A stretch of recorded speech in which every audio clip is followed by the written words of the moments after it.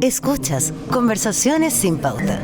Diálogos urgentes sobre el país que tenemos y el que queremos tener. Un podcast de Pauta 100.5 con Claudia Álamo. Ya era un arquitecto premiado, seguido, admirado por sus obras, pero lo que marca quizás, vamos a ver, un antes y un después es el premio Pritzker que acaba de recibir. Es el segundo chileno en recibir este reconocimiento, que es considerado el Nobel de la Arquitectura. Antes, en el 2016, fue Alejandro Aravena. Hoy, en el 2026, es Smiljan Radić. Smiljan, el hombre que mezcla materiales ligeros y pesados, el arquitecto que construye pensando los espacios como un refugio, el que mira hacia adentro, el que integra la narrativa y el paisaje, el que no usa WhatsApp y no se dejó atrapar por la red de las redes sociales, y quizás por ello, ha dicho él, puede elegir cómo perder el tiempo. Además de su capacidad para crear edificios, espacios que parecen temporales, inestables o deliberadamente inacabados, como ha dicho el jurado, respondiendo siempre a la fragilidad del entorno, Smiljan ha logrado reunir una valiosa colección de obras de papel y documentos que actualmente se presentan en la muestra Tiras de Prueba, Arquitecturas 1951-1997 en el Museo de Bellas Artes. En el 2017 creó la Fundación Frágil. Frágil. La arquitectura frágil. Frágil es una palabra que marca tu recorrido, Smiljan. Gracias por estar aquí en Conversaciones sin Pauta. Muchas un gusto gracias. Y un honor. Sí, hay que hablar cosas inteligentes ahora. No me ponga ese desafío a mí. No, y a mí el desafío yo a mí. Tengo que hablar, después de esa presentación, tengo que hablar cosas como inteligentes. Ya, es que frágil es una palabra que aparece mucho en tu trayectoria, en tus exposiciones. Y uno entiende que la arquitectura es peso también, o sea, es ligero y es peso. Pero ¿por qué tú pones ese vértice, ¿no? Esa grieta de lo frágil como algo importante, como algo que constituye una obra? En realidad esto parte como de muy al Mucho principio, que yo estudié, me gané una beca, fui a estudiar un rato a Italia, y ahí me hice grandes amigos que tengo hasta el día de hoy, y quería en algún momento, esta historia siempre la cuento, pero es importante porque quería como hacer una guía de viaje para que estos tipos, mostrarle ejemplos para que estos tipos se dignaran a venir a Chile, lo cual era bastante difícil. En esa época Chile estaba más lejos aún, o sea, sigue lejos, pero sigue estando lejos. Pero para decirle que Chile era interesante. Claro, era interesante. Y me puse a buscar edificios y cosas, y en realidad frente a Italia, bueno, no hay nada que hacer. O sea, como además la calidad de vida, como hay cosas que uno no puede competir. Entonces me empecé a fijar en construcciones frágiles por automatismo, no porque tuviera alguna cosa teórica, y estas construcciones eran las cosas que están en los puestos de fruta, etcétera, que yo creía en ese momento que era algo bastante original, pero en realidad era la contracultura de los años 70 en Italia, se hizo parte de este tipo de archivo, o por ejemplo en Rusia, Alexander Brodsky también se hizo cargo de estas cosas, etcétera, pero yo en ese momento creía que era como una cosa como guau, así como claro, nuestra, única, y no sé qué más. Y armé una especie de archivo, y la gracia de estas cosas es que tienen una cosa que son bastante chilenas en ese sentido, que uno dependen de historias individuales, o sea, las construye alguien en específicos, en general se muere ese alguien y se muere la construcción, o sea, hay una cierta catástrofe incluida en eso. Después no tienen raíces, o sea, no tienen fundaciones reales, en general están hechas sobre el terreno, lo cual es bastante... Khorovsky decía una cosa muy linda, que era mejor tener un país que tuviera ruinas de paja a ruinas de piedra, era extremadamente mucho más contemporáneo que otra cosa. Después tampoco tenía raíces en cuanto a la historia, eran construcciones hechas por una persona, no eran lo que se llama arquitectura vernacular, o sea, una arquitectura que tiene una raíz popular y que sigue en el tiempo. Sí. Esto no dependen de una... Entonces había una serie de cosas que eran absolutamente chilenas y que después entendí que podían ser italianas, que podían ser rusas, pero en ese momento me codicié.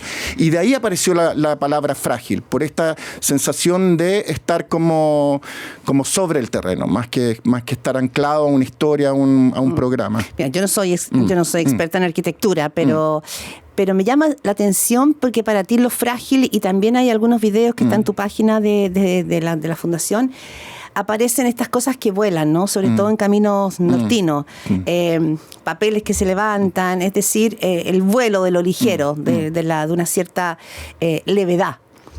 Pero por otra parte, y junto a tu mujer, la Marcela Correa, la piedra, el peso, también está muy presente. Entonces está como, ¿no?, lo ligero y el peso. Sí, pero eso es viéndolo en términos físicos, pero en términos reales un poco las piedras y las membranas o lo que se quiera forman la misma, cumplen el mismo rol en las edificaciones, que es producir una cierta extrañeza por una parte y también para meter dentro de la edificación un cierto tiempo distinto. Las piedras proponen un tiempo geológico, que es como lo que tú estás hablando, sí, pero no tiene que ver con el peso físico, sino que tiene como una especie de memoria que para nosotros significa peso intelectual, en realidad, como geografía, como geología, en realidad. Pero una piedra puesta en Japón es totalmente distinto, o sea, cumple un rol cultural distinto, tiene significados simbólicos, todas las piedras tienen... Entonces, depende cómo se pongan, lo mismo las membranas, ponen esta sensación de ligereza, de efímero, etcétera, es para incluir una cierta temporalidad distinta, o no distinta, pero al menos diferente, depende de dónde se ponga. Pero las dos cumplen como el mismo rol compositivo, si se quiere. Bien. No es que sean distintas. ¿Sí? Tú has conceptualizado tus obras. Entonces, cuando tú recibes un premio de esta envergadura, porque no es el primer premio, tú has recibido muchos premios, vienes siendo muy admirado por los arquitectos, que no sé si eso te gusta o te inquieta, pero ¿cómo se recibe un premio de esta envergadura? Ya sé, más allá de lo obvio, de que es muy orgulloso y muy importante, Como, claro. pero ¿cómo te cae un premio de esta envergadura, es decir, el Nobel de Arquitectura? Es raro ahora porque yo sabía del premio en enero. O sea, es como esas son entonces yo ahora ya lo tengo... Súper asumido. Sí, claro, es como un rollo como que ya pasó hace rato. Pero cuando te llegó... Cuando me llegó... ¿Te quedaste como le pregunté a la Manuela Lucadazio, que me llamó, etcétera, y yo le pregunté de qué premio se trata. Nunca sospechaba, literalmente, que era el Pritzker.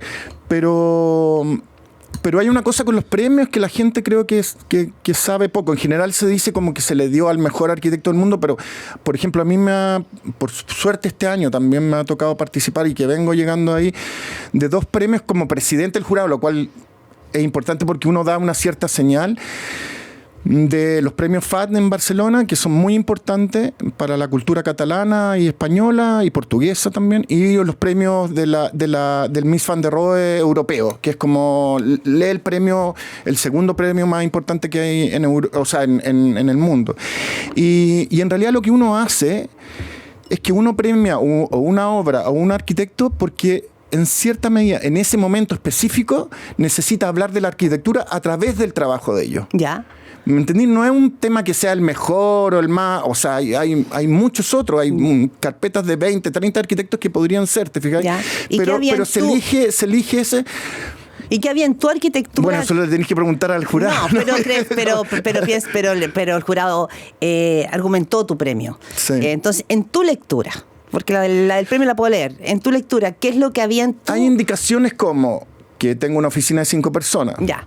Que es un tema práctico, real, que no es una institución, o sea, hay una cierta 1 a 1 de hacer las cosas, ya, lo cual es relativamente cierto, que tampoco es tan cierto, pero sí hay hasta esa instancia como ya, importante. Eso tiene un valor. Que es operativo y porque en esa condición están miles de oficinas de arquitectura a través del mundo. Entonces, si uno quiere abarcar ese rango o sea, si uno quiere abarcar un rango de posibilidades mayores, bueno, tiene que referirse de una u otra manera. Ponte tú, antes estaba referido a problemas sociales de otro orden. Y por otro lado, mi arquitectura, a ojo, sobre todo europeo, aparece extremadamente extraña, como poco... inasible. Ese es como diría. Entonces, también es esa cosa, el problema de la extrañeza, del producir un cierto movimiento en algo que uno ve normalmente, que lo debería ver como algo cotidiano, también produce un cierto atractivo. Y por otra parte, también yo creo, como viéndolo desde afuera, en esta semana que ha pasado, también...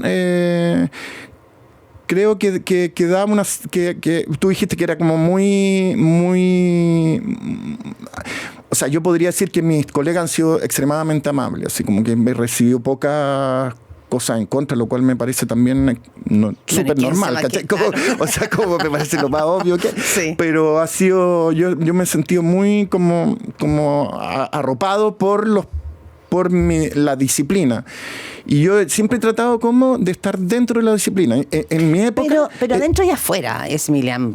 Adentro y afuera. Sí, no pero siempre tratando de evitar como cosas... una cierta... Porque cuando te ponen como afuera, te dejan fuera del trabajo, ¿cachai? Como que uno tiene que evitar eso, porque cuando te empiezan a decir arquitecto artista o arquitecto, en general es porque no se puede explicar muy bien. Ya, pero tú eres eso. Reales. ¿Tú eres eso? ¿Un arquitecto artista? No. O sea, yo soy arquitecto puro y duro, así como, o trato de serlo, por lo menos, como no hay una idea de salirme de ese parámetro, porque yo tengo, casi todos mis amigos son artistas. Si yo me declarara artista sería terrible, y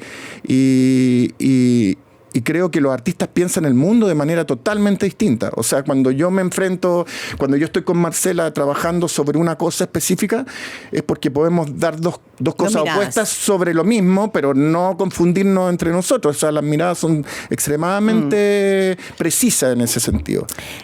Tú has hablado también en una entrevista muy interesante que te hizo la periodista Catalina Mena sobre el tema de la transparencia. Varias de las membranas de tus construcciones tienen que ver con estos juegos de transparencia.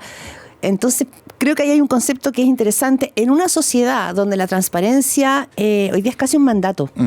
Está el Consejo de la Transparencia, se trabaja sobre las redes sociales de las que tú, digamos, no eres parte, son de alguna manera un mostrarse y transparentar cotidianeidades, opiniones.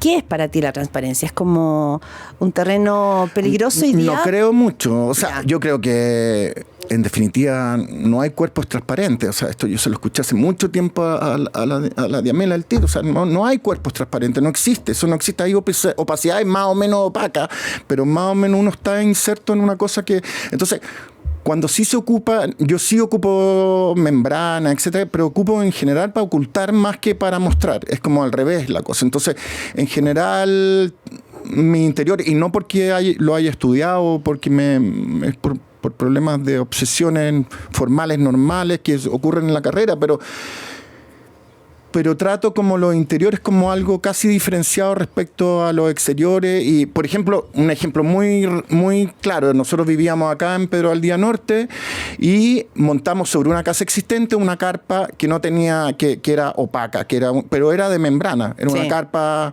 y recibimos una carta de 200 vecinos, ¿ya? Diciendo que, iba a bajar te estoy hablando de 20 años atrás, iba a bajar la plusvalía del barrio completa, y por otro lado tenía el problema que no tenía ventanas.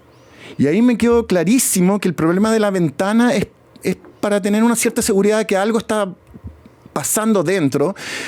Pero lo importante de la idea de refugio, de la idea de membrana, etcétera, etcétera, es que uno te sirve para alejarte. O sea, hay una lejanía física y digital o de cualquier manera que son las dos controlables hasta cierto punto, hasta cierta medida. Pero también es para decir que adentro, en cualquier construcción, puede haber una vida, algo individual y único. Y esa cosa única, uno en cierta medida la tiene que proteger. Y cuando uno tiene, por ejemplo, en mi caso, tu caso, cuando uno tiene a alguien con debilidades mentales dentro de su familia, ese interior empieza a ser extremadamente importante y extremadamente relevante. Es como, entonces, lo que pasa afuera, uno más bien... Lo deja fuera, sí. Pero tiene que ver con que entonces ese refugio es un regalo que te trae la Olivia en tu vida. Sí. La Olivia te trae... En términos reales, yo creo que sí. Porque te hace abrir hacia adentro. El espacio es hacia adentro, no es un espacio hacia afuera. Lo que pasa es que es muy bonito, porque es como lo que uno no entiende normalmente desde fuera, y como, bueno, la sociedad normalmente lo que hace con la gente que tiene debilidades mentales es que le va cambiando nombres para incluirlo de alguna manera, le pone y como incluirlo, pero siempre están excluidos. O sea, de todas maneras, quizás Boric lo grande que hizo, quizás el mejor legado es preocuparse de los cuidadores, etcétera, etcétera, de ese tipo de eso. Yo creo que si a mí me dijeran, ese es como el gran... Esa es la obra, esa es la obra, y el resto de las 40 horas y todo es como otro... Es visibilizar finalmente la labor de cuidado, porque Es una labor o sea, intransferible. Sí, intransferible y pesadísima, o sea, realmente pesada. Entonces, tiene esa cosa agotadora y al mismo tiempo rica. Uno se transforma yo siempre hablo como de una especie de horda, donde hay una especie de caja cerrada donde uno se escucha y uno escucha el sonido que emite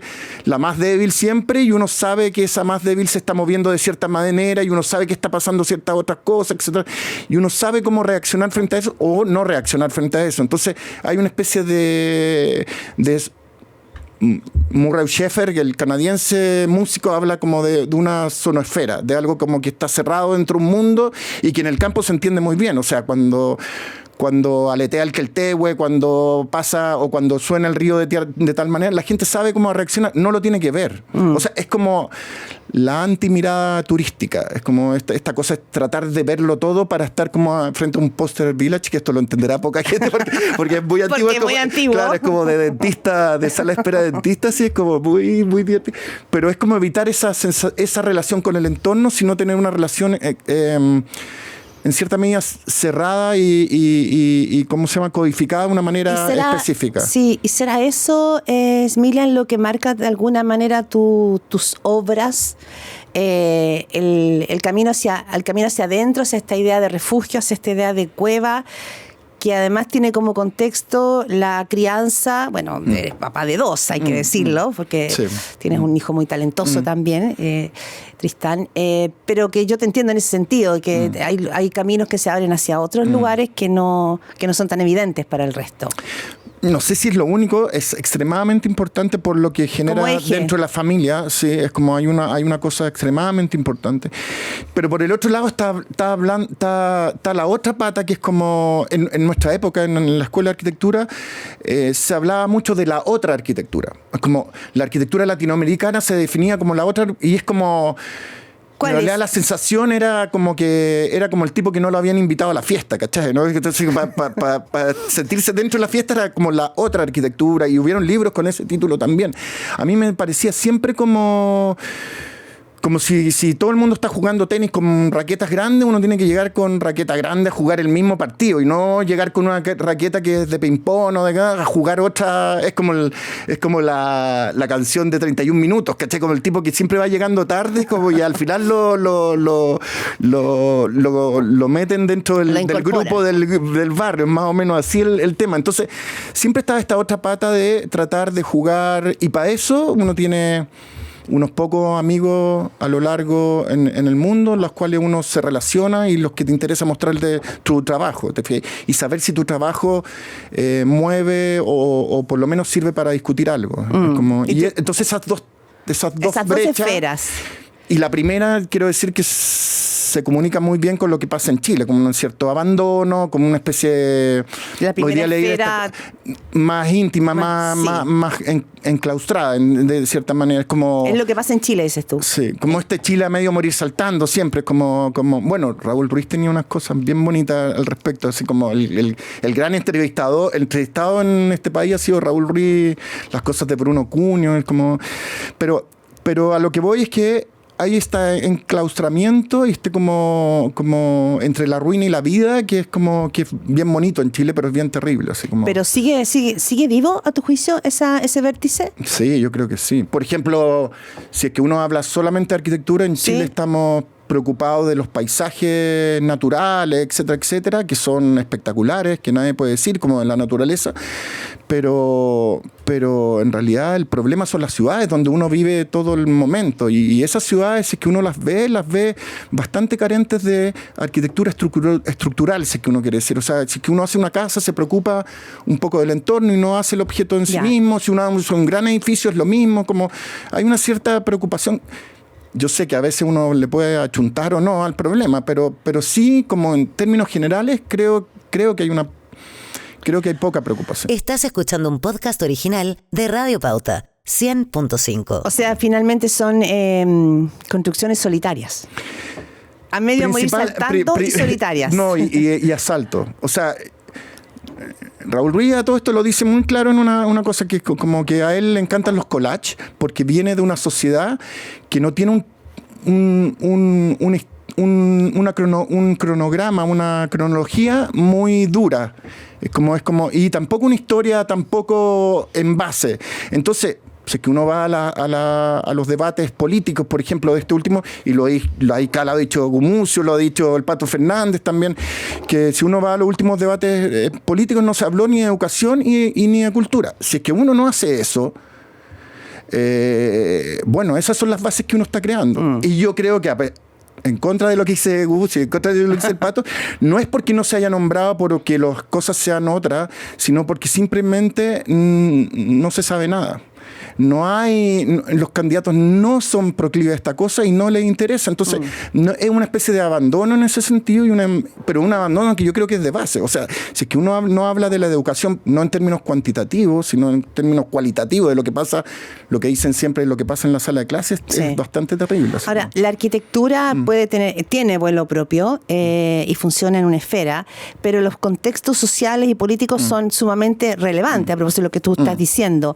En ese sentido, Chile está como desacoplado, a tu juicio, entre su arquitectura, su paisaje y estos caminos políticos que se abren respecto a cómo van condicionando la sociedad. Puede parecer como dos mundos distintos, pero se tienen que unir en algún minuto porque es donde uno, comillas, habita. O sea, eso sería lo ideal. Lo ideal, ¿te fijas? Eso sería como el tema si uno ve ahora se habla mucho de las reconstrucciones, ¿no? Como en términos cuantitativos, uno no sabe cómo van a ser. Eso es como, y es raro que uno no sepa cómo van a ser, ¿te fijas? Porque hay un desarrollo cuantitativo que yo estoy absolutamente seguro de que es imprescindible, pero después, una vez que están hechas las casas, los barrios, etcétera, hay un problema cualitativo que es extremo. Entonces, cuando uno va donde la autoridad, y a mí me tocó ir hace no mucho, a ir donde la autoridad y te piden un proyecto en un mes, y uno dice, oye, tú necesitas un año y no para toda sino que explora un cierto margen de experimentación en pocas cosas y quizá eso catapulte otras ideas y genere es como que no hay tiempo y el diseño necesita tiempo, o sea, y la arquitectura es demasiado lenta. Y para ti la palabra reconstrucción en ese sentido, ¿qué implica? ¿Es como un parche? Lo que pasa es que siempre se ataca como en términos, o quizás yo estoy hablando de más y no es la realidad, pero siempre es un país que vive a salto, o sea, a medio morir saltando. Claro, uno debería tener como casi un departamento en todas partes dedicado a esto para que cuando llegue el problema uno ya sabe qué hacer y cómo reaccionar.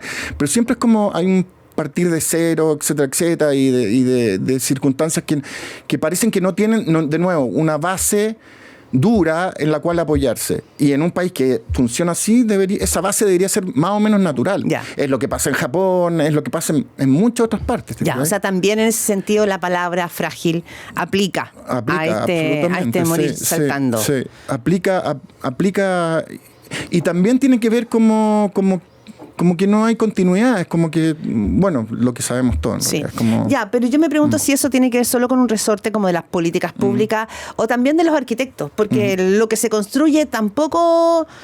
O sea, salvo excepciones, digamos, pero así como en el promedio en la construcción país, es medio feo también. Es medio plano, es medio liso, es bueno, medio... cosas dicen que son todas feas, así que como no, pero en términos reales, como yo ahora me di cuenta, bueno, estos premios del Mies van der Rohe en Europa, a pesar de que uno estuviera viendo una casa, en realidad no hubieron casas, pero hubieron housing, o sea, conjuntos de casa, hubieron al final polideportivos, cosas de ese orden, uno siempre terminaba hablando de la ciudad y no hablando del objeto en sí mismo. Y esa manera de mirar las cosas como que se ve poco. Se ve poco también porque hay normativas públicas que son extremadamente... Normativas públicas me refiero a desde plano regulador a otros, que son por esta cosa, la transparencia y la desconfianza en rigor, porque la transparencia tiene que ver un poco con eso, es que son extremadamente rígidas y al final uno tiene pocos interlocutores a los cuales puede negociar. En Europa las negociaciones son extremadamente importantes. A mí me ha tocado, ahora nos ganamos el año pasado la FIRA, que es un salón de exposición de 50.000 metros cuadrados en medio de Barcelona. Yo estoy con un equipo español trabajando en esto todos los días y me ha tocado dentro de este año por lo menos unas 6, 7 reuniones con la gobernadora de España. Y se negocia y ella te da tu opinión y te dice que lo tuyo está funcionando bien o que es una mierda, pero sin ningún problema. O sea, hay como... Y también dentro de esta FIRA, que ha sido extremadamente productivo intelectualmente para mí, las negociaciones entre ellos también, entre lo que es el departamento gubernamental y lo que es el ente privado, porque todos tienen claro sus roles. Y eso es muy raro en Chile. O sea, como el rol viene claro cuando tienen que firmar y viene la Contraloría a ver si la firma está bien. Ese es como el rol como burocrático, pero el rol como entidad pública es extremadamente... Y es nutritivo para la arquitectura. O sea, te causa mayores dolores de cabeza, pero uno sabe que por lo menos el producto final es más puro, en ese sentido, está discutido, está conversado. Claro, lo mismo pasa en Suiza, ahí es menos claro, pero sí. Ya, pero eso también tiene mucho que ver con nuestra forma de ser, que es media como agazapada, como... También aquí hay una cosa que no es asertiva, sí, clara. Pero los catalanes también son bien... Sí, no sé. Son sinuosos. Claro. Son también sinuosos. No, yo creo que tiene que ver con unas, no sé cómo decirlo en realidad, pero como una especie de no confianza en que el otro está haciendo lo mejor posible su trabajo. ¿Sí? Oye, Smilán, hay una frase que tú dijiste recientemente que a mí al menos me dejó en jaque, cuando dijiste, mira, yo no tengo redes sociales y por eso yo puedo elegir en qué gasto mi tiempo.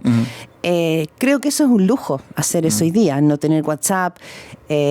Puede ser para algunos algo marginal y que no se puede, pero para una figura que funciona en el mundo abiertamente es difícil de ¿cómo lo logras? ¿Y qué tiene eso? Es que tú lo estás viviendo como un privilegio, no como un restarte. El no estar ahí. Para mí no es tan complicado porque nunca lo he tenido, entonces no sé qué significa. No, entonces no sientes que quedas fuera? No. En general, cuando necesito ver algo, le robo el celular a la Marcela, al revés, es como una estrategia de mercado, si que uno quiere. En el momento que tú dices que no, creas más ansia, es como casi se produce el efecto contrario. Pero en mi caso es como no me ha tocado usarlo porque no he tenido además que siempre he tenido una oficina muy chica, entonces tampoco tengo la necesidad de llenarme de trabajo. La aumenté en algún momento determinado a 10 personas y vi que mi cabeza no daba para tanto y la disminuí después de un año y medio. Claro, porque además tú eres muy trabajólico, o sea, cuando te tomas estos proyectos puedes pasar 16 horas pegado. Pero igual que mucho, sí, no es que sea algo especial, yo creo, pero me gusta. Es la ventaja que cuando uno tiene un trabajo que le gusta, te fijas, que no es generalizable en realidad. Ganarse un premio de esta envergadura, el Nobel de Arquitectura, estoy pensando en los otros Nobel que hemos tenido en literatura, es como que te ponen en una categoría distinta. ¿Eres capaz hoy día de proyectar en qué categoría te pone, cuánto te puede condicionar o cuánto te puede liberar en el sentido de que hasta aquí estoy, o cuánto te puede condicionar en el sentido de que ahora en adelante todo lo que construya va a tener que tener un estándar increíble? No, a mí esa última parte no me condiciona. Yo nunca... ¿No te dejas condicionar? No, o sea, sí, efectivamente va a pasar algo y estos días ha pasado que he tenido que contestar muchas entrevistas. Quería darte esta entrevista porque quiero dar esta entrevista y no dar más entrevistas porque es como que uno ya habla y después ya es como se transforma como en una especie de cura de las cosas que así, como una cosa muy rara. Pero hay condicionantes como nunca. Yo siempre he querido que mis cosas estén en primera línea, pero con un personaje ausente que atrás, que soy yo. Entonces, espero que este chaparrón pase de rápido. 2 meses pase rápido, 3 meses, y ahí uno empieza a tener una cierta aura, si es que quiere, pero una aura bastante controlable, así como pero bastante lejana. Así. Elegir hacerlo es un lujo. Depende un poco ¿cómo se llama? Lo que necesite hacer a futuro. Es como arquitectura yo tengo como 10 años todavía con suerte para hacer cosas, ¿te fijas? Como en términos reales, sí, físicos. Con 60. Claro, con términos físicos, como con la cabeza bastante bien. Entonces, a pesar de que la arquitectura es bastante tardía, entonces en 10 años tú vayas a poder hacer 5 cosas, 6 cosas. Entonces, en ese sentido te permite elegir, lo cual yo no he podido hacer hasta el día de hoy. O sea, yo no elijo lo que yo hago. Yo hago casi todo lo que me llega. Lo que pasa es que me llega muy poco, que eso es otra cosa, y lo aprovecho. Te llega muy poco, pero súper bueno, lo aprovecho, digamos, lo sí. mejor posible. En general me llegan clientes bastante raros, entonces uno puede manejar esas cosas. Entonces, pero para ti esa palabra raro es importante. Y es buena, es como en todas las profesiones hay una cierta necesidad de diferenciación de una u otra manera que te permite hacer ciertas cosas y otras no. Entonces siempre es bueno, siempre es como, no sé si siempre es bueno, pero es como necesario por lo menos explorar esa condición. Sí, tú me decías que algunos consideraban que y con esto estoy cerrando ya, que algunos consideraban que tu trabajo era feo o mamarracho, es la palabra que también se ha ocupado. ¿Eso te da risa? ¿O es como que te pone una pregunta encima? No, yo puedo explicar cómo yo hice ciertas cosas y cómo llegué a un cierto producto, a un cierto objeto, a un cierto edificio, etcétera, etcétera. Lo que no puedo explicar es lo que no puedo dar una explicación para que otros lo acepten. Eso es como medio ridículo, es como tratar de convencer. Yo a lo único que tengo que encantar en cierta medida es cuando hago un concurso, tengo que encantar al jurado, cuando llega un cliente, tengo que encantar al cliente. Esos son mis referentes y después tengo que hacer lo mejor posible lo que sé hacer, en rigor. Pero no hay una encuesta popular, no me interesa, pero no. No te interesa. No. Pero si uno mira, hay un hilván en toda tu obra. O sea, si uno se sienta hoy día y un poco el jurado lo pone, una construcción que va hablando entre sí misma, es decir, desde tu casa en Vilche hasta una gran obra en Londres, hay un lenguaje, ¿no? Hay o un relato, una narrativa. Hay una manera de afrontar los problemas.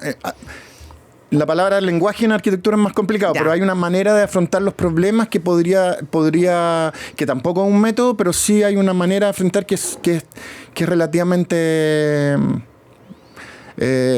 tangente a lo que normalmente se hace en arquitectura.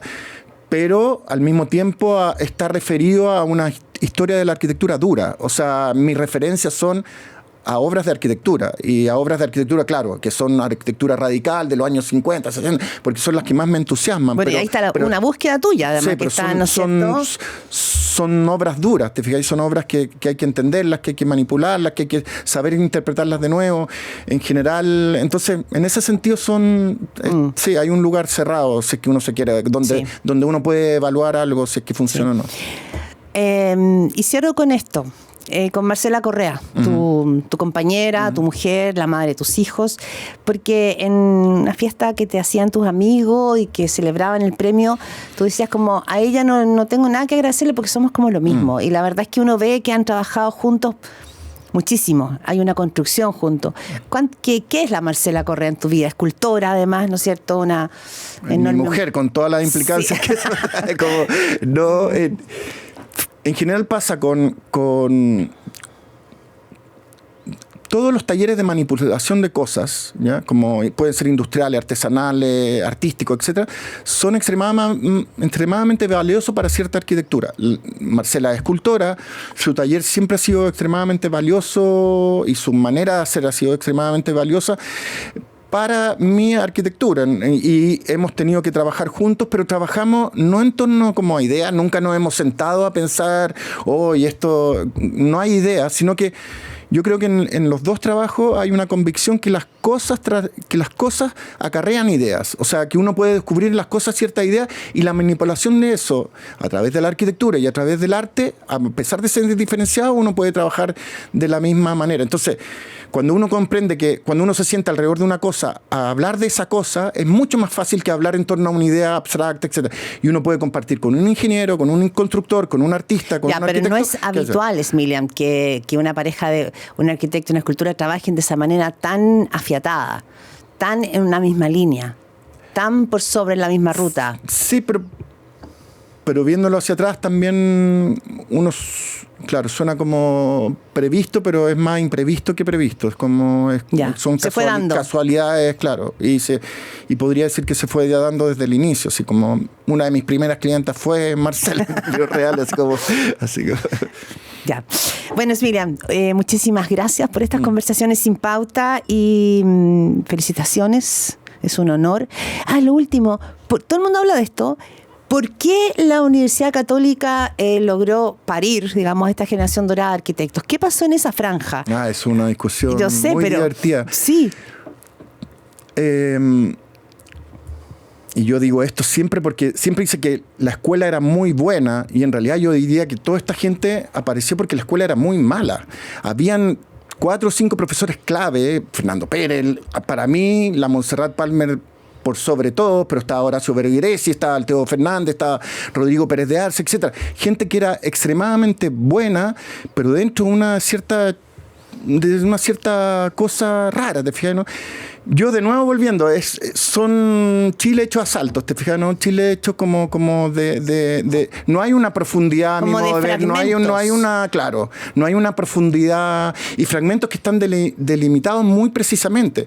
La gracia de nuestra generación, y ahí sí que yo podría hablar de una generación chilena de arquitectos, es que todo entre nosotros nos diferenciamos mucho, hacemos cosas muy diferentes.